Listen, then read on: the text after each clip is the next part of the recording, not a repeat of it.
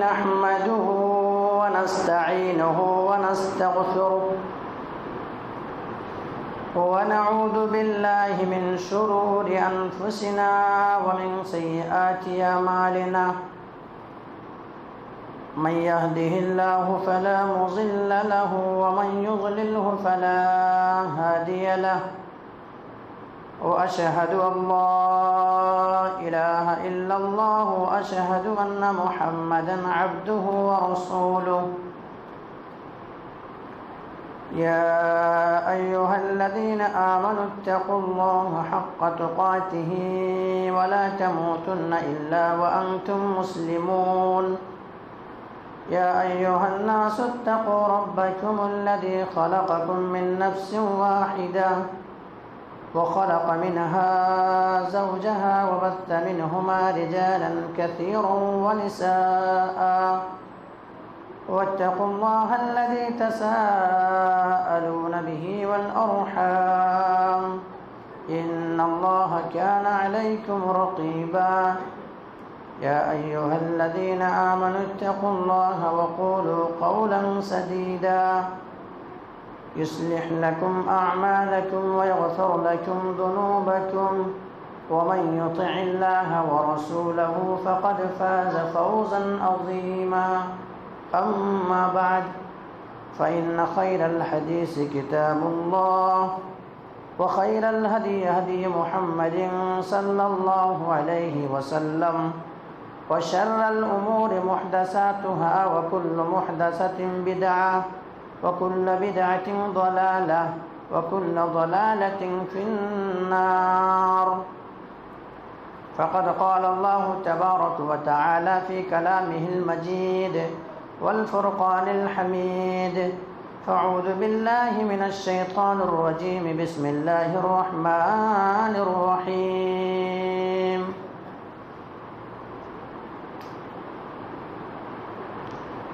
ويل لكل همزة لمزة وقال الله عز وجل ما يلفظ من قول إلا لديه رقيب عتيد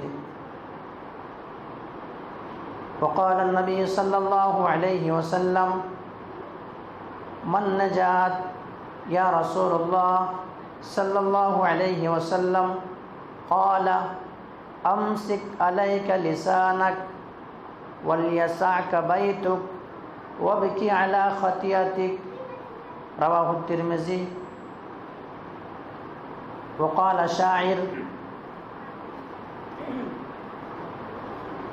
تبر کا تیر کا تلوار کا تو زخم بھرا تبر کا تیر کا تلوار کا تو زخم بھرا لگا جو زخم زباں کا رہا ہمیشہ ہرا قال رب اشرح لي صدري ويسر لي امري واحلل عقدة من لساني يفقهوا قولي رب زدني علما رب زدني علما اللهم رب زدني علما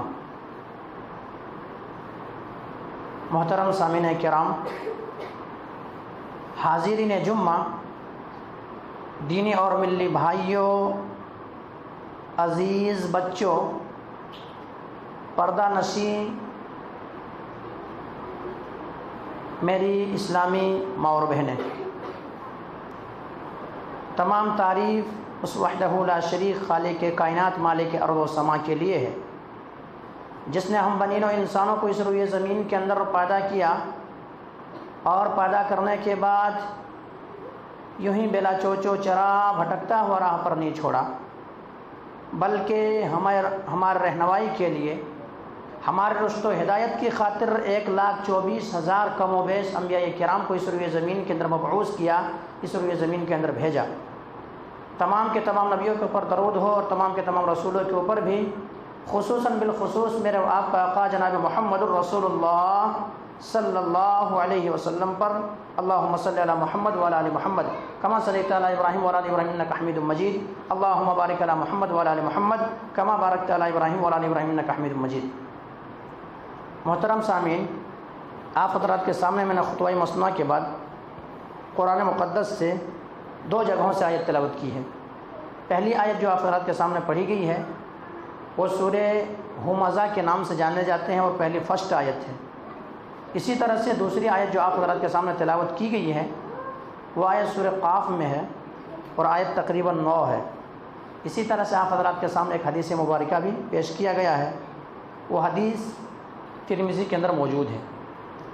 اس مناسبت سے آج میں آپ حضرات کے سامنے بہت ہی حساس موضوع بیان کروں گا۔ وہ میرا موضوع خطابت ہوگا، میرا ٹاپک ہے کہ زبان کی تباہ کاریاں۔ یہ جو زبان ہمارے آپ کی ہے، اس سے کیا کیا فسادات ہو سکتے ہیں، انسان یہ زبان کو غلط استعمال کرنے کی وجہ سے کہاں تک پہنچ سکتا ہے، اور یہی زبان کو اگر صحیح استعمال انسان کرے پھر کہاں تک پہنچ سکتا ہے۔ لیکن اس سے پہلے میں آپ لوگوں سے گزارش کرنا چاہوں گا کہ ٹیک لگا کر نہیں بیٹھنا ہے، ادھر آ جائیں۔ یہ جمعہ کے آداب کے خلاف ہے، ایسا بیٹھنا حرام ہے۔ اس سے قبل بھی میں بتا چکا ہوں، ادھر آ کر کے پورے پہلے سب کو مکمل کریں، ادھر آ کے بیٹھ جائیں، پہلے وہ ساتھ پیدا کریں۔ 10 سال سے ایک ہی بات سنتے آ رہے ہیں لیکن ابھی تک بات سمجھنے کی کوشش نہیں کر رہے ہیں، سمجھ نہیں آ رہی ہے بات۔ یہ جمعہ ایسا نہ ہوتا، جمعہ کے ایک آداب ہوتے ہیں، جمعہ میں ادب و احترام کے ساتھ بیٹھا جاتا ہے، ٹیک وغیرہ نہیں لگایا جاتا ہے۔ تو میرا موضوع خطابت کیا ہے؟ زبان کی تباہ کاریاں۔ میرے بھائیوں، زبان جو ہے بہت بڑی نعمت ہے، اللہ رب العالمین کے بہت بڑا عطا ہے یہ، اور زبان کی اہمیت اگر کسی انسان کو سمجھنا ہے، کسی انسان کو جاننا ہے تو ان تک پہنچیں جن کے پاس زبان نہیں ہے، نہ گونگا ہے، ہتھا کٹھا ہے، تندرست ہے، توانا ہے، سب کچھ ہے ان کے پاس، لیکن زبان ان کے پاس نہیں ہے، اپنے ما فی الضمیر لوگوں کے سامنے نہیں رکھ سکتا ہے، بات نہیں کر سکتا ہے۔ ان سے پوچھیں کہ زبان کی کیا اہمیت ہے۔ پورے سلطنت لوٹا دینے کے لیے تیار ہو جاتا ہے کہ اگر پورے سلطنت بھی ہمارے ختم ہو جائے اور زبان صرف ہمارے چلنے لگے، زبان سے مجھے بولی آ جائے، میں بولنے لگوں تو یہ بڑی قیمتی شے ہوگی، لیکن زبان جن کے پاس نہیں ان سے پوچھیں۔ اور اللہ تبارک و تعالیٰ قرآن مقدس کے اندر اس زبان کے تعلق سے کیا کہتا ہے معلوم؟ وَلِسَانًا وَشَفَتَيْنِ۔ اللہ تبارک و تعالیٰ احسان کے ذریعے سے کہہ رہا ہے، کیا میں تمہیں ہاتھ اور زبان عطا نہیں کیا؟ یہ زبان اللہ تبارک و تعالیٰ کہہ رہا ہے کہ میں نے عطا نہیں کیا، تو زبان بڑی اہمیت کی حامل ہے۔ زبان بہت ہی قیمتی شے ہے، اللہ تبارک و تعالیٰ بے شمار نعمتوں سے ہمیں اور آپ کو نوازا ہے، ان میں سے ایک نعمت یہ بھی ہے زبان ہے۔ اور اللہ رب العالمین کی نعمتوں کو تو ہم اور آپ احساس نہیں کر سکتے ہیں، شمار بھی نہیں کر سکتے ہیں، ادا بھی نہیں کر سکتے ہیں۔ اللہ کا فرمان ہے وَإِن تَعُدُّوا نِعْمَةَ اللَّهِ لَا تُحْصُوهَا، کہ اللہ رب العالمین کی نعمتوں کو احاطہ کوئی انسان نہیں کر سکتا ہے۔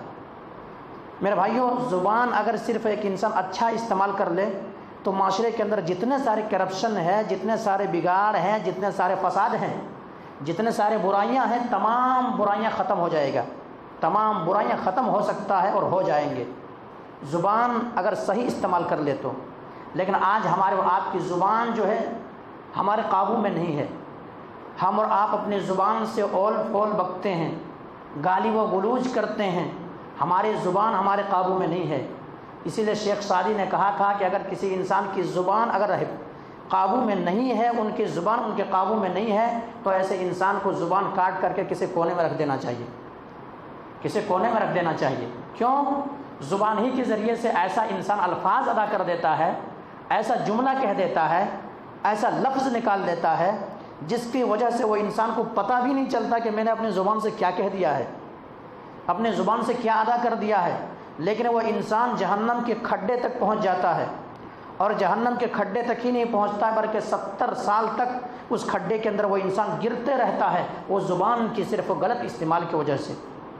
اس لیے میرے بھائیوں، اللہ تبارک و تعالیٰ نے ہمیں اور آپ کو اگر زبان کی نعمت سے نوازا ہے تو ہم اور آپ زبان کو صحیح استعمال کریں۔ بولنے سے پہلے سوچیں کہ میں کیا بول رہا ہوں، کسی کو کچھ کہنے سے پہلے سوچیں کہ ہم کیا کہہ رہے ہیں، آخر ہماری زبان سے اندر وہ چیز تو نہیں آ رہی ہے جس کی وجہ سے لوگوں کو تکلیف ہو سکتا ہے، انہیں دکھ پہنچ سکتا ہے، انہیں درد ہو سکتا ہے، انہیں تکلیف محسوس ہو سکتا ہے۔ ذرا سوچیں، یہ زبان بہت اہمیت کے حامل ہے۔ اسی لیے اللہ کے نبی جناب محمد کریم صلی اللہ علیہ وسلم کی خدمت میں ایک صحابی رسول آتے ہیں، حضرت عقبہ بن عامر رضی اللہ تعالیٰ عنہ۔ عقبہ بن عامر رضی اللہ تعالیٰ عنہ یہ صحابی رسول ہیں، وہ آتے ہیں اور آ کر کے کہتے ہیں اللہ کے نبی جناب محمد کریم صلی اللہ علیہ وسلم نجات من نجا، نجات کیسے ممکن ہے؟ نجات کا مطلب ہوتا ہے کہ میں جہنم کی آگ سے بچ کر کے جنت کے اندر کیسے داخل ہو جاؤں، جہنم کی آگ سے کیسے چھٹکارا پا جاؤں۔ اللہ کے نبی جناب محمد کریم صلی اللہ علیہ وسلم 3 بات کہتے ہیں، اگر ان 3 باتوں کے اوپر اگر آج بھی عمل ہو جائے، آج بھی عمل کرنے لگے انسان اور صرف اپنے کانوں کے حد تک نہ رکھیں۔ آج لوگوں میں کیا ہو گیا معلوم؟ سنتے ہیں، ایک کام سے سنے دوسرے کام سے نکال دیے۔ اسی لیے دور حاضر میں، آج کے دور میں خاص کر کے آپ کو تقریر کرنے والوں کی کمی نہیں ملے گی، تقریر کرانے والوں کو بھی کمی نہیں ملے گی، جلسہ و جلوس کی بھی کمی نہیں ہے۔ اگر کمی ہے ابھی اس دور حاضر میں، اس دور میں، تو عملی کوتاہی ہو رہی ہے۔ عمل کے میدان میں انسان زیرو ہیں، عمل نہیں کر رہا ہے، سن رہا بات کو ایک کان سے سنے دوسرے بات سے نکال دیے۔ جمعہ کے خطبات میں سن رہا ہے تو لوگ یہ کہہ رہے ہیں کہ یہ تو کیا مولوی صاحب کا کام ہی چاہیے بتانا، یہ بولتے رہیں گے، ان کو ہمیں ان سے کیا لینا تھا، ہم ٹس و مس نہیں ہوں گے، ہم جہاں ہیں وہیں رہیں گے، ایک قدم نہ تو پیچھے ہٹیں گے نہ آگے بڑھیں گے۔ ہم نے یہ وعدہ کر لیا ہے، ہم کچھ نہیں، چاہے 1000 باتیں کہہ لیا جائے، 1000 بیانات کر لیا جائے، 1000 حدیث مبارکہ سنا دیا جائے، 1000 قرآنی آیات پڑھ کے سنا دیا جائے، لیکن ہم ٹس و مس نہیں ہوں گے، ہم وہیں رہیں گے، جہاں تھے وہیں رہیں گے، ایک قدم نہ تو پیچھے جائیں گے، ایک قدم نہ تو آگے بڑھیں گے۔ تو یہی عملی میدان میں کوتاہی ہو رہی انسانوں سے۔ تو اس لیے اللہ کے نبی جناب محمد کریم صلی اللہ علیہ وسلم کے پاس صحابی رسول حاضر ہوتے، عقبہ بن عامر رضی اللہ تعالیٰ عنہ، اور حاضر خدمت ہونے کے بعد کہتے ہیں اللہ کے نبی جناب محمد کریم صلی اللہ علیہ وسلم نجات کیسے ممکن ہے؟ آپ صلی اللہ علیہ وسلم نے فرمایا امسک علیک لسانک، اے عقبہ نجات چاہتے ہو، جہنم کی آگ سے چھٹکارا چاہتے ہو، جنت چاہتے ہو، تو دیکھو یہ نسخہ اپناؤ، اس نسخے پر عمل کرو۔ امسک علیک لسانک، تمہاری زبان جو ہے تمہارے قابو میں ہو، زبان سے اول فل نہیں بکنا ہے، زبان سے جو زبان کے اندر آیا وہ بک دینا، ویسے نہیں بکنا ہے، بلکہ زبان تمہارے کنٹرول میں ہو۔ کیوں؟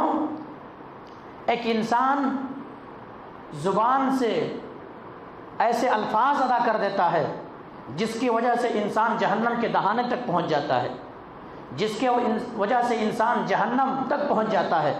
اس بات کی دلیل کیا ہے؟ سنن بہقی کے اندر ایک روایت موجود ہے، حضرت ابو ہریرہ رضی اللہ تعالیٰ عنہ سے، اللہ کے نبی جناب محمد کریم صلی اللہ علیہ وسلم کی خدمت میں بعض صحابہ کرام حاضر ہوئے، اور حاضر ہونے کے بعد کہا اللہ کے نبی جناب محمد رسول اللہ صلی اللہ علیہ وسلم، بات یہ ہے کہ ہمارے آس پڑوس میں ایک عورت رہتی ہے، آس پڑوس میں بڈھی رہتی ہے، ایک عورت رہتی ہے، وہ عورت جو ہے نماز بہت پڑھتی ہے، صوم صلات کا پابند ہے، نماز ان کی زندگیوں میں نماز کبھی قضا نہیں ہوتا، نوافل کا بھی اہتمام کرتی ہے، روزے بھی رکھتی ہے، نوافل روزے بھی رکھتی ہے، یعنی بہت تہجد گزار ہے، بہت عبادت گزار ہے وہ عورت۔ لیکن اللہ کے نبی جناب محمد رسول اللہ صلی اللہ علیہ وسلم، وہ عورت جو ہیں اپنی زبان کے ذریعے سے اپنے پڑوسی کو تکلیف پہنچاتی ہے، وہ عورت پڑوسی کو ایذا پہنچاتی ہے، وہ عورت پڑوسی کو ستاتی ہے، وہ عورت پڑوسی محفوظ نہیں ہے اس عورت سے۔ اللہ اکبر! اللہ کے نبی جناب محمد کریم صلی اللہ علیہ وسلم نے کیا کہا؟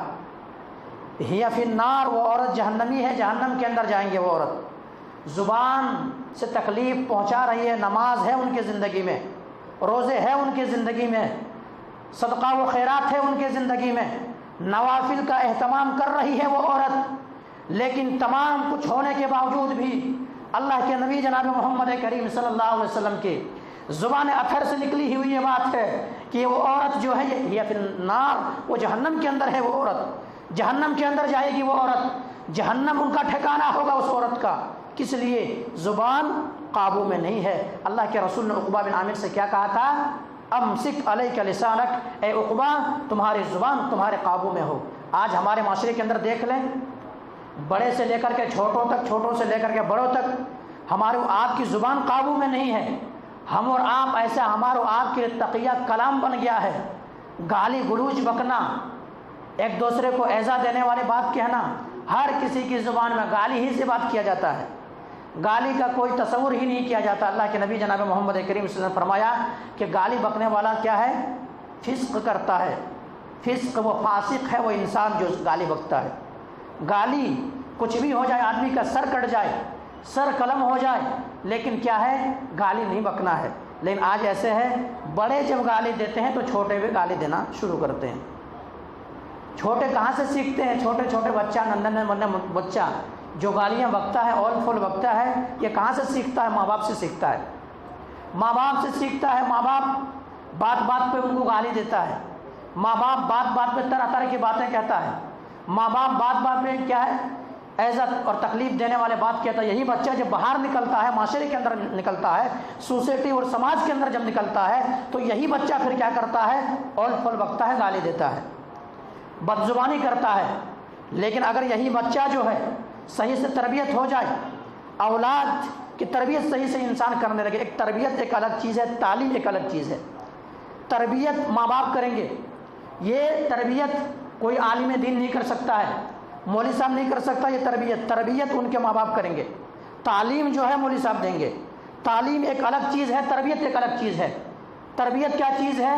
آپ کا بچہ کوئی غلطی کر رہا، آپ بتائیں انہیں۔ آپ کا بچہ جھوٹ بول رہا، آپ روکیں اس سے۔ آپ کا بچہ اگر گالی دے رہا، آپ روکیں اس سے۔ آپ کا بچہ کھانا کھانے کے لیے بیٹھا ہوا ہے، بغیر بسم اللہ کہہ کر کے کھانا کھا رہے ہیں، آپ روکیں اس سے۔ آپ کا بچہ کھانا کھانے کے لیے بیٹھا ہوا ہے، کیا ہے؟ بائیں ہاتھ سے کھانا کھا رہا، آپ روکیں اس سے۔ یہ آپ کر سکتے ہیں، آپ ہر وقت ان کے پاس رہتے ہیں۔ یہ تربیت آپ کی ذمہ داری ہے۔ تربیت کوئی نہیں کر سکتا ہے سوائے ماں باپ کے۔ ماں باپ تربیت کریں گے۔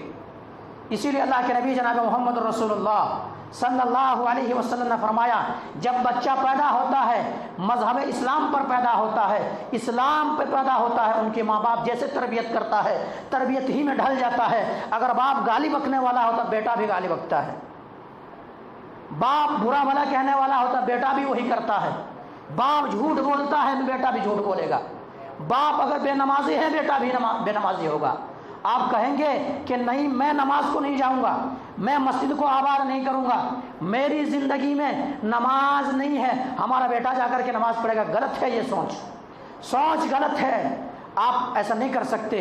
تربیت گھر سے پائیں گے بچہ۔ اسی لیے اللہ کے نبی جناب محمد رسول اللہ صلی اللہ علیہ وسلم نے فرمایا کہ اس وقت سے تربیت شروع ہو جاتی ہے جب شادی کا موقع آتا ہے انسان کو، اسی وقت سے تربیت شروع ہو جاتی ہے۔ کیسے تربیت؟ یعنی اللہ کے رسول نے فرمایا جب شادی کے لیے جاتے ہو وہاں مال مت دیکھو۔ آج مال دیکھا جاتا ہے، وہاں خوبصورتی مت دیکھو، وہاں دیگر چیز مت دیکھو، بلکہ دیندار دیکھو۔ دیندار عورت کو دیکھ کر کے لاؤ۔ دیندار عورت کو دیکھ کر کے لاؤ گے، کیا ہوگا؟ بچے کے تربیت صحیح ہوں گے، بچے کے کیا ہے؟ تربیت صحیح ہوں گے، ان کی کیا ہے؟ کس طرح سے تربیت کیا جائے، کس طرح سے بتایا جائے۔ لیکن ایسا نہیں کیا جاتا ہے۔ سب سے پہلے آج شادی کے موقع پر پیسہ دیکھا جاتا ہے، خوبصورتی دیکھا جاتا ہے، سیرت نہیں دیکھا جاتا ہے۔ حالانکہ اللہ کے نبی نے فرمایا تھا کہ ایسا ہے کہ کیا بات ہے، اگر انسان شادی کرتا تو 4 چیزیں دیکھ کر کے شادی کرتا ہے، لمالہ ولحسبہ ولجمالہ ولدینہ فاظفر بذات الدین۔ مال دیکھ کر کے، حسب و نسب دیکھ کر کے، خاندان دیکھ کر کے، خوبصورتی دیکھ کر کے، لیکن وہ بھول جاتا ہے کہ اصل دیکھنا کیا ہے؟ دیندار کو جگہ دو، دین والی عورتوں سے شادی کرو۔ کیا ہوگا؟ دیندار سے جب شادی کرو گے پھر تمہارے بچے کی تربیت اچھے ہوں گے، تمہارے بچے کی تربیت اچھے ہوں گے۔ اسی لیے امیر المومنین عمر بن خطاب رضی اللہ تعالیٰ عنہ کے پاس ایک باپ آتا ہے، باپ شکایت لے کر کے۔ کیا شکایت معلوم؟ یہ میرے بیٹا میرے کہنا نہیں مانتا ہے، یا پھر میرے بیٹا مجھے ایسا کرتا ہے، مجھے تکلیف دیتا ہے، وہ ایسا دیتا ہے۔ نبی کریم صلی اللہ علیہ وسلم یا تو عمر بن خطاب رضی اللہ تعالیٰ عنہ بلا لیے، باپ سمیت بلائے، بیٹے کو بھی بلائے، باپ کو بھی بلائے، کیونکہ اسلام میں حکومت ہے، فیصلہ حاکم ہی کریں گے، فیصلہ امیر کریں گے، امیر فیصلہ کریں گے۔ اب عمر بن خطاب رضی اللہ عنہ بلا لیتے ہیں۔ بلا لینے کے بعد بیٹے سے سوال کرتے ہیں، تمہارے والد ہے، تمہارا باپ ہے، تم ان کے ساتھ کیوں بدسلوکی کرتے ہو، زبان درازی کیوں کرتے ہو، ان کے حقوق ادا کیوں نہیں کرتے ہو؟ انہوں نے کہا اللہ کے نبی امیر المومنین عمر بن خطاب رضی اللہ عنہ، ہم کیا ان کے حق ادا کریں گے، انہوں نے میرا حق ادا نہیں کیا۔ کہا کیسے؟ کہا جب ان کے شادی کرنے کی باری آئی تو میری ماں ایک ایسی ماں سے شادی کیے جن کا نام ہی کا ٹھکانہ نہ، رقاصہ نام ہے ان کا، نام کا کوئی میننگ نہیں ہے، پڑھی لکھی میرے ماں ہی نہیں ہے۔ حالانکہ اللہ کے نبی جناب محمد کریم صلی اللہ علیہ وسلم نے بتایا تھا کہ دیندار کو ترجیح دو، دین والے کو شادی کرو، اور میرا نام بھی ایک الگ ڈھنگ سے نام رکھا ہوا ہے، میں کیا ان کا کہنا سنوں، میں کیا ان کو مانوں۔ اللہ کے وہ جب امیر المومنین عمر بن خطاب رضی اللہ تعالیٰ عنہ جب سنتے ہیں اس بات کو تو باپ کو نہیں، بیٹے کو نہیں بلکہ باپ کو کیا مارتے ہیں، باپ کو مارتے ہیں کہ صحیح بات ہے، تم نے تربیت اسی وقت دیکھنا تھا تم کو شادی کے موقع پر۔ تو میرے بھائیوں میں یہ بتا رہا تھا کہ دیکھیے اولاد یہ بہت بڑی نعمت ہے میرے بھائی، اولاد بہت بڑی نعمت ہے، اولاد بگڑ گئی تو پھر آپ کے پاس کچھ بھی نہیں ہے، دولت تو آپ کو چھن جائیں گے، مال تو آپ کے چھن جائیں گے، دولت تو آپ کے چھن جائیں گے، تمام ساری چیزیں یہیں دھرے کے دھرے رہ جائیں گے۔ یہی اولاد اگر آپ کی اولاد تربیت صحیح سے پالیے، یہی اولاد کی آپ نے اگر نگرانی کر لیے تو یہی اولاد جب آپ مریں گے تو آپ کے لیے دعا کرے گی، تو یہی اولاد کی دعا آپ تک پہنچایا جائے گا، آپ کے درجات بلند ہوں گے۔ لیکن آج اس کے پیچھے بھی انسان کیا ہے، کوتاہی کر رہا ہے، اور کوتاہی بھلا کیوں ہو؟ میں نے بتایا کہ تربیت جو ہے، تربیت آپ کو کرنا ہے، تعلیم دوسرے کا کام ہے، تربیت دینا آپ کا کام ہے۔ تو میرے بھائیو تربیت بہت ہی ضروری ہے۔ آج عام گالی بکتے ہیں، کیسے کیسے آپ کے بچے کیسے کیسے گالیاں بکتے ہیں معلوم، طرح طرح کی باتیں، شرم سے انسان جھک جائے۔ آدمی دیکھے تو کیا کیا چھوٹا چھوٹا بچہ ہے، ننا منا بچہ ہے، ابھی ان کے کیا بھی نہیں ہے، بلوغت کو بھی نہیں پہنچا ہے، کیا سے کیا بکتا ہے، کیوں؟ باپ سے سیکھتا ہے، وہ باپ بھی اسی طرح سے کہتا ہے۔ کیسے؟ چھوٹا بچہ، ایک مثال دو تاکہ بات سمجھیں گے آپ کیا کہتے ہیں گھر بھر میں کوئی بھی بات، ابے چھکے بولتے ہیں، ابے چھکے بولتے نہیں بولتے؟ ہر کسی کے زبان میں آپ کا بچہ ابے چھکا بول رہا ہے، ابے چھکا بول رہا۔ آپ کا بچہ تربیت کہاں سے سیکھا؟ آپ سے سیکھا، آپ سے۔ آپ گھر کے اندر چھوٹی چھوٹی باتوں کے اندر یہ چیز کہہ دیے، آپ کا بچہ سیکھ لیا۔ اور کئی ایسی باتیں ہیں جو آپ کے بچے سیکھ رہے ہیں، آپ کے بچے سیکھ رہے ہیں، لیکن آپ ان کی تربیت نہیں کر رہے ہیں، آپ کو فرصت نہیں ہے، آپ کو آپ کے پاس جو نعمت تھی اس نعمت کو سنبھالنے کے لیے، اس نعمت کو بچانے کے لیے، اس نعمت کو تربیت دینے کے لیے آپ کے پاس وقت نہیں ہے۔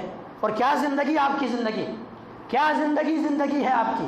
کوئی کروڑ پتی ارب پتی ہوتے، اللہ رب العالمین نافرمانی کرتے تو کہا جا سکتا تھا زندگی جھوپڑیوں میں کٹ رہی ہے، لیکن ان کے باوجود مسجدوں سے کوسوں دور ہے، زندگی دیگر شے میں کٹ رہی ہے پھر بھی اللہ سے دور ہے۔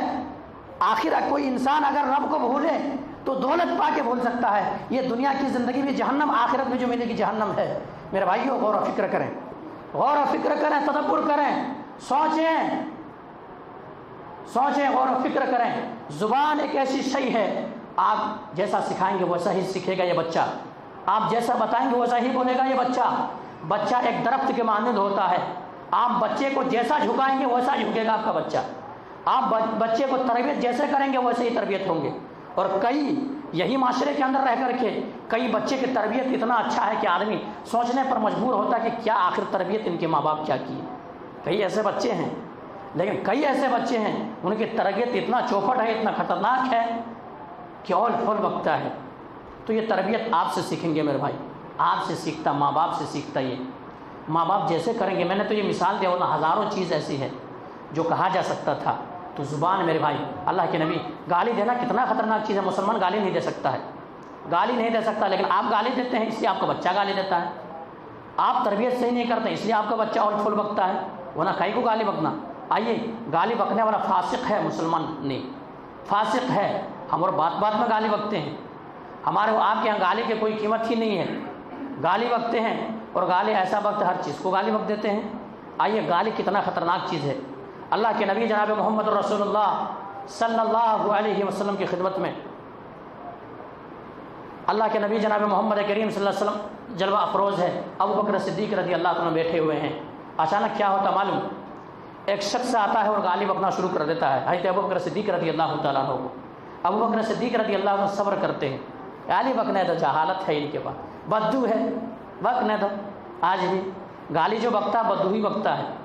اچھے گھرانے کے لوگ، اچھے خاندان کے لوگ گالی کبھی نہیں بکے گا، کہیں نہیں بکے گا۔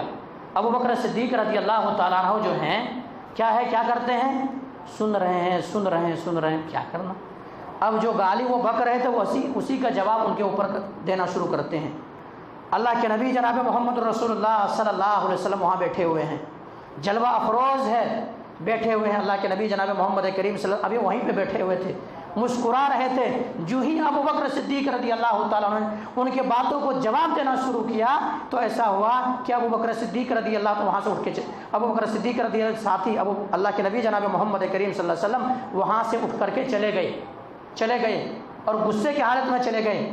اللہ کے نبی جناب محمد کریم صلی اللہ علیہ وسلم کے خدمت میں ابو بکر صدیق رضی اللہ دوڑے پہنچتے، اللہ کے نبی کیا ناراضگی ہو گئی؟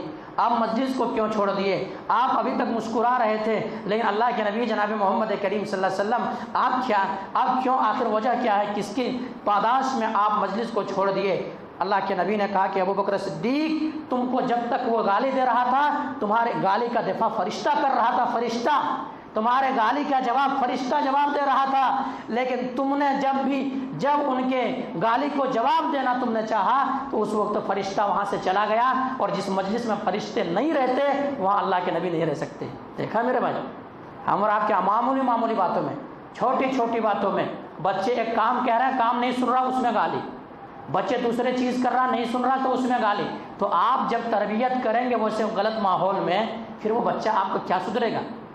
آپ کا تربیت جب گھر 24 گھنٹے جہاں آپ کے گزر بسر ہوں گے وہاں وہ تربیت آپ کی غلط ہوگی تو وہ بچہ آپ کا نہیں سدھر سکتا ہے، کبھی نہیں سدھر سکتا۔ اس لیے میرے بھائیوں، آپ لوگوں کو یہی پیغام دینا چاہوں گا اس خطبے سے کہ یہ اولاد اگر آپ کی بگڑ گئی تو اللہ کی قسم آپ سے بڑا خسارہ والا کوئی انسان نہیں ہو سکتا ہے، آپ سے بڑا گھاٹا والا کوئی انسان نہیں ہو سکتا ہے۔ اس لیے کہ اولاد کی تربیت آپ کریں، تعلیم ہم کریں گے، تربیت آپ دیں، تعلیم ہم دیں گے۔ تربیت آپ کی ذمہ داری ہے، تعلیم کی ذمہ داری میری ہے۔ کہاں جا رہا بچہ، کس کے ساتھ رہ رہا بچہ؟ گالی گلوچ بکنے والے کے ساتھ تو نہیں رہ رہا ہمارا بچہ۔ اگر ایسا ہے تو ان کو دوستی کٹ کریں، ان سے گالی گلوچ کرنے والے، پیسے کھیلنے والے کے ساتھ تو نہیں رہ رہا میرا بچہ، اس سے رشتہ ناطہ کٹ کریں، اس سے ضرورت نہیں ہے۔ آپ بچے کو جب ایسا کریں گے تب آپ کے بچے تربیت پا سکتے ہیں، ورنہ نہیں ہوگا۔ کیونکہ اللہ کے نبی جناب محمد کریم صلی اللہ علیہ وسلم کی خدمت نے فرمایا، پرانے زمانے میں ایک شخص تھا، بغور سنیں گے بات کو، پرانے زمانے میں ایک شخص تھا جنہوں نے 99 قتل کیا تھا۔ کتنا؟ 99 قتل کیا تھا۔ 99 قتل کرنے کے بعد ان کے ذہن و دماغ کے اندر پھر ایسا ہوا کہ ہم توبہ کر لیں گے، توبہ کریں گے۔ توبہ کرنے کے لیے ہوا یہ، ایک راہب کے پاس پہنچ گئے کہ میں نے 99 انسان کو قتل کیا ہے، کیا میرا فہل لہو من توبہ، کیا میرے لیے توبہ ہے، کیا میرے لیے توبہ ہے؟ اب وہ راہب تھا، دین جانتا ہی نہیں تھا، علم سے نادان تھا وہ انسان، صرف اللہ کہنے والا تھا وہ انسان، علم نہیں تھا ان کے پاس۔ انہوں نے کہا کہ نہیں 100 چوہا کھا کر کے اب بلی چلی ہے حج کو، یہ مسئلہ بنا ہوا ہے، تمہارے لیے توبہ نہیں ہے، کوئی توبہ ہوا نہیں ہے۔ یہ غصے میں گیا تھا، 100 پورا کر دیا، اب 100 کو قتل کر دیا۔ تمہاری بھی گردن، جب جہنم میں جانا بھی ہے ویسے بھی جاؤں گا، تم کو بھی لے کے جاؤں گا، چلو ان کے گردن اڑا دیا، 100 قتل کر دیے۔ اب پھر بھی چین و سکون سے نہیں بیٹھا یہ انسان، پھر بھی دل کے اندر تڑپ ہے، سوچ ہے کہ ایسا ہے کہ دل کے اندر تڑپ ہے کہ نہیں، اللہ ضرور ہمارے گناہوں کو توبہ معاف کرے گا۔ اب پھر دوڑتا ہے، دھوپتا ہے، تگ و دو کرتا ہے، محنت کرتا ہے، کوشش کرتا ہے، ایک اچھے عالم کے پاس پہنچ جاتا ہے کہ میں نے 100 قتل نفس، میں نے 100 کو قتل کیا، کیا میرے لیے توبہ ہے؟ کیا میرے لیے اللہ تبارک و تعالیٰ توبہ، میرے توبہ کو قبول کرے گا؟ کہا تمہارے اور تمہارے اللہ کے درمیان توبہ کون حائل ہو سکتا؟ اللہ معاف کرنے کے لیے تیار ہے، معاف کرو تم، معاف، اللہ سے معافی تلافی کرو۔ اللہ تبارک و تعالیٰ سے اگر کوئی بندہ معافی مانگتا ہے تو اللہ تبارک و تعالیٰ بہت خوش ہوتا ہے، توبہ کرو۔ لیکن ایک بات ہے، تم توبہ کرو گے تو اس محلے میں نہیں رہنا ہے تم کو، اس محلے میں، یہ گندا محلہ ہے، یہ محلہ بہت خراب محلہ ہے۔ یہاں تم توبہ کرو گے 4 دن کے بعد پھر کیا ہوگے؟ پھر اسی طرح سے کرو گے تو تمہارا توبہ باقی نہیں رہے گا۔ آج بھی ہوتا ہے نا کہ ایک آدمی جوش میں آتا ہے نماز پڑھنے کے لیے، 1 پڑھتا ہے، 2 پڑھتا، تیسرے وقت دوست، برے دوست مل جاتا ہے، ارے کائے کو جا رہا نماز کو، تو کائے کو نماز کو جا رہا، دنیا کمارے، چلو جائیں گے ادھر شکار کو، چلو ابھی وقت خالی وقت ملا ہے، چلو جائیں گے، جا کے پکڑیں گے مچھلی، شکار کریں گے، یا خرگوش جا کے پکڑ کے لائیں گے۔ دیوانہ ہے کیا نماز کو تو جائے گا؟ ہے نہیں ہے؟ اب دوست بھی، اچھے دوستہ بھی نماز سے دور ہو جا رہا۔ تو کیا کہا اس نے کہ عالم دین نے کہ دیکھو تم توبہ کرنا چاہ رہے ہو، ٹھیک اچھی بات ہے، لیکن تم یہ محلے کے اندر اگر رہے تو تمہارا توبہ باقی نہیں رہے گا۔ کہیں کو نہیں رہتا کہیں کو نہیں رہتا، اس لیے تمہارا ماحول ہی خراب ہے، تمہارے محلے میں اول پول بکنے والے ہیں، تمہارا محلے پورا برباد ہے۔ اگر تم رہو گے توبہ بھی کرو گے، 4 دن کے بعد پھر ان کے ساتھ لگو گے اور پھر وہی گناہ کرنا شروع کرو گے۔ اس لیے اللہ کے بندے تم توبہ کرنا چاہ رہے ہو تو یہ محلہ چھوڑو، پہلے یہاں چھوڑو، یہاں چھوڑو، ایک فلاں میدان ہے، فلاں جگہ ہے، فلاں جگہ پہ جا کر کے وہاں نیک لوگ سب رہتے ہیں، نیکوں میں جا کر کے مل جاؤ اور جا کر کے توبہ کرو۔ اب یہ بندہ جا رہا تھا توبہ کرنے کے لیے، ابھی راستے ہی میں تھے، فرشتے آ گئے۔ اب ایسا ہوا کہ گناہ والے فرشتے بھی آ گئے، جو گناہ کرنے والے کے جو نام اعمال جو ہوتا ہے، جن کے روح قبض کیا جاتا ہے، وہ فرشتے بھی آ گئے ان کے روح کو لے جانے کے لیے۔ اچھے فرشتے بھی آ گئے، برے فرشتے بھی آ گئے۔ اب کیا کرنا؟ دونوں لڑ رہے ہیں، جھگڑ رہے ہیں کہ ہم روح قبض کریں گے، دوسرا کہیں گے نہیں توبہ نہیں، ارادے سے نکلے تھے، توبہ کہاں کیے تھے، ہم روح قبض کریں گے۔ دونوں میں لڑائی ہو گئی۔ اللہ رب العالمین تیسرے فرشتے کو بھیجتا ہے، اور تیسرے فرشتے کو بھیجنے کے بعد پھر کیا کرتا ہے کہ آخرکار زمین کو ناپا جائے۔ اگر نیک لوگ جہاں رہتے تھے ادھر کی زمین اگر ادھر کے زیادہ قریب ہے یہ بندہ، تب تو نیک فرشتے لے کر کے ان کے روح کو جائیں گے، اور اگر برے لوگوں کی بستی کی طرح اگر زیادہ ان کی لاش ہے، زیادہ قریب ہے، پھر برے فرشتے لے کر کے ان کے لاش کو جائے گا۔ آخرکار ایسا ہوا، روایت کے اندر آتا ہے، مسلم کی روایت ہے میرے بھائی، آخر ایسا ہوا کہ زمین کو نہ پایا گیا، لیکن ناپنے کی وجہ سے کیا ہوا کہ برے لوگ جدھر رہتے تھے ادھر کی زمین زیادہ قریب ہو گئی، لیکن اللہ تبارک و تعالیٰ نے زمین کو حکم دیا کہ ایسا نہیں، یہ بندہ ارادے سے نکلا تھا، عزم مصمم کیا تھا، توبہ ان کے ذہن و دماغ کے اندر توبہ عزم مصمم لے کے نکلا تھا، اس لیے اب یہ زمین کو حکم دیا گیا اور یہ زمین کیا وہ قریب ہو گیا۔ تو کیا کہا عالم دین نے کہ محلے کو چھوڑنا پڑے گا۔ تو میرے بھائی آپ لوگ تربیت کریں اپنے اولاد کو، دیکھیں کہ آپ کا بچہ کن کے ساتھ رہ رہا ہے۔ آپ کے بچہ اول پھول پیسے کھیلنے والے کے ساتھ تو نہیں رہ رہا، آپ کا بچہ گالی بکنے والے کے ساتھ تو نہیں رہ رہا ہے، یہ آپ کی ذمہ داری ہے۔ اگر آپ کی اولاد اگر بگڑ گئی تب پھر آپ سے بڑا نقصان اٹھانے والا کوئی نہیں ہو سکتے میرے بھائی۔ بچے بڑے گالیاں بک رہے ہیں، بچے بڑے۔